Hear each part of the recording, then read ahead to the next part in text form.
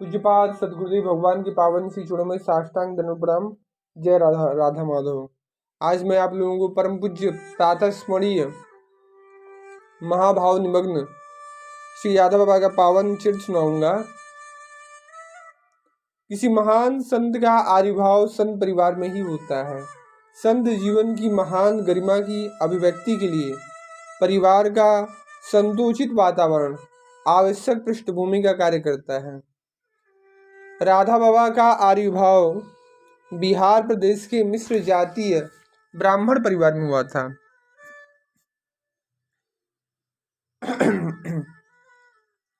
बिहार प्रदेश के गया जिला में एक फकरपुर ग्राम है जो सोनभद्र के समीप ग्राम अरवल से 3 मील पूर्व की ओर स्थित है।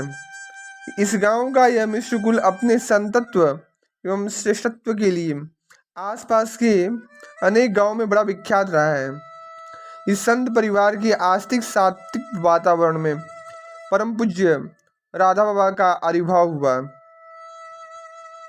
यह परिवार और यह गांव सभी के लिए परम वंदनीय बन गया। यह मिश्र परिवार वाले पहले विश्वनाथ बिगहा में वास करते थे।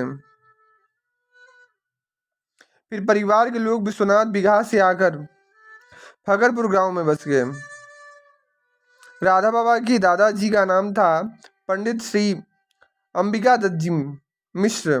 भगवत कृपा से पंडित श्री अंबिका दत्त जी को 5 पुत्र हुए। श्री जयपाल जी, श्री भूपाल जी, श्री श्रीपाल जी, श्री महिपाल जी और श्री देवशरण जी। इन 5 भाइयों के वंश विस्तार की संक्षिप्त जानकारी के लिए मिश्र वंशवेली को देखना चाहिए। पंडित श्री अंबिका दत्त जी ने श्री भूपाल जी को बड़े चाव से पढ़ाया और उन्होंने बड़ी योग्यता से शिक्षा प्राप्त की। विधि का विधान कुछ और ही मंजूर था। विवाह होने के थोड़े दिन के बाद ही सर्प के काटने से भूपाल जी का देहांत हो गया। सुयोग्य पुत्र की असामयिक मृत्यु से पंडित श्री अंबिका दत्त जी को बहुत गहरा शोक हुआ। शोकाकुल पंडित जी ने निश्चय कर लिया कि मैं अब किसी पुत्र को नहीं पढ़ाऊंगा। श्री महिपाल जी के हृदय में बचपन से ही वैराग्य के भाव जागरूक थे और इसी के साथ साथ विद्यार्जन के लिए भी बड़ी लालसा थी, परंतु पिताजी की ओर से कुछ भी प्रोत्साहन नहीं मिलता था। तो एक दिन वे चुपचाप घर से ऐसे स्थान पर चले गए जहाँ पठन पाठन की सुविधा थी। वहाँ पहुंचकर उन्होंने संस्कृत विद्यालय में पढ़ना शुरू कर दिया और फिर गांव पर पिताजी के पास पठन पाठन संबंधी सूचना भेज दी। अध्ययन के प्रति उनकी रुचि को देखकर पिताजी ने कोई विरोध नहीं किया। पंडित श्री अंबिका दत्त जी को कुछ दिनों के बाद ज्ञात हुआ कि मेरे अध्ययनशील पुत्र का वैराग्य भाव दिनों दिन बढ़ता ही जा रहा है। पिता को चिंता हुई और उन्होंने शीघ्र ही श्री महिपाल जी का विवाह कर दिया। श्री महिपाल जी इच्छा न होते हुए भी गृहस्थ जीवन को स्वीकार किए, मात्र गुरुजन आदेश पालन के रूप में। पंडित श्री महिपाल जी मिश्र को जीवन संगनी भी भगवत कृपा से अपने स्वभाव के अनुसार ही मिली। जिस प्रकार पंडित श्री महिपाल जी अपने सात्विक विचार, आस्तिक मति, निर्दोष व्यवहार, अकलुष आचरण और निष्प्रिय जीवन गान सभी के लिए परम वंदनीय थे, श्रद्धेय बन गए थे, उसी प्रकार आपकी जीवन संगनी भी धर्मनिष्ठा, साधु सेवा, सर्वहितैषिता, पर दुख कातरता, जन वत्सलता और परहित परायणता के कारण सदैव समादृत रही। संत सेवा के समान कोई सेवा नहीं है। श्री मिश्र जी की जीवन संगनी को संतों की सेवा, भगवान की उपासना बहुत प्रिय थी। पुरोहिती वृत्ति के कारण घर में पूजा पाठ का वातावरण था। श्री मिश्र जी की सहधर्मणी पढ़ी लिखी नहीं थी, अक्षर का ज्ञान तो बिल्कुल भी नहीं था। इसके बावजूद भी रुक्मणी मंगल, सीता स्वयंवर के प्रसंग उनको याद थे। वह इन प्रसंगों को बड़े भावपूर्वक गाया करती थी। जयदेव कृत गीत गोविंद कंठस्थ था उन्हें। वह प्रतिदिन संपूर्ण गीत गोविंद का पाठ किया करती थी। वह शुद्ध उच्चारण नहीं कर पाती थी।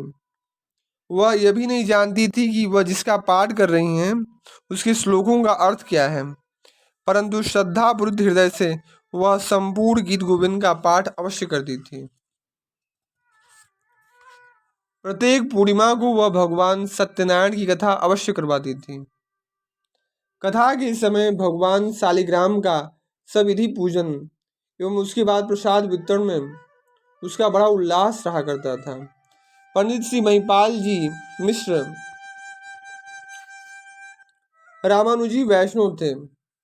श्री पंडित जी का जीवन बड़ा ही तितिक्षापूर्ण, तपपरायण, कर्तव्यनिष्ठ, धर्म भीरु तथा सत्य प्रेमी था। पंडित जी का जीवन बड़ा ही उज्जवल था। स्त्री वर्ग में भी पंडित जी की बहुत सम्मान निर्बाध गति से था। वे सभी के लिए परम वंदनीय थे, विश्वसनीय थे। यही कारण है कि संभ्रांत परिवार की कुलवधुओं को भी दुख दर्द निवेदन करने में पंडित जी के सामने संकोच नहीं मालूम पड़ता था। पंडित जी का द्वार सभी के लिए सदा के लिए खुला रहता था। पंडित जी निष्प्रिय थे। उन्होंने कभी किसी से कुछ मांगा ही नहीं। वे पूजा पाठ के लिए दक्षिणा कभी ठहराते ही नहीं थे। उनकी इस स्वभाव से सब लोग बहुत परेशान रहते थे।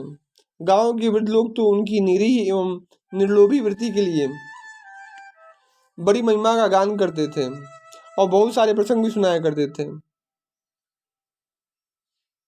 पंडित जी के जीवन में किसी चीज की कमी नहीं थी।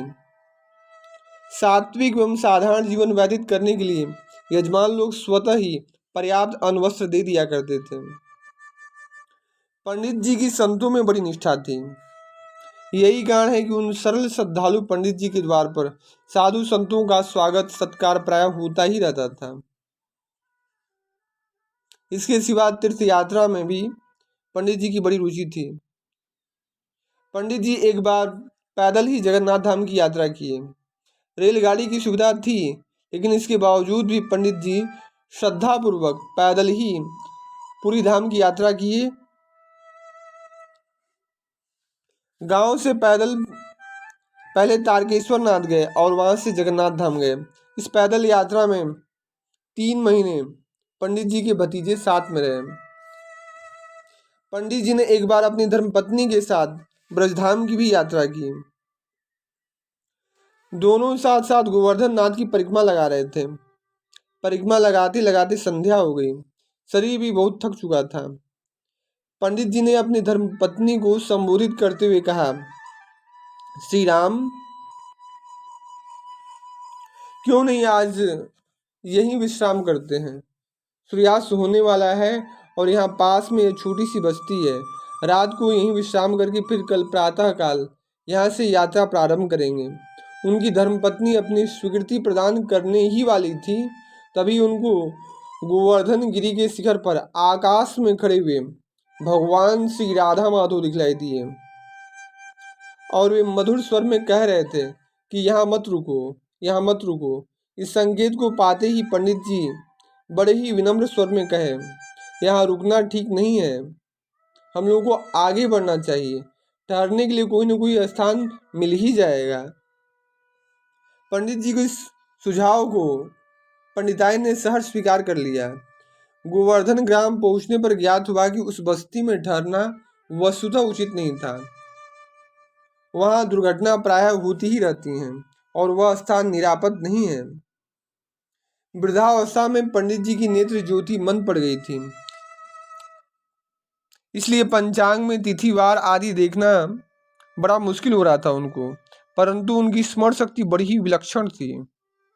किसी आत्मीय से वे पंचांग के 1 महीने के वार, तिथि, नक्षत्र आदि सुन लिया करते थे। एक बार सुन लेने पर ही उनको याद रहता था।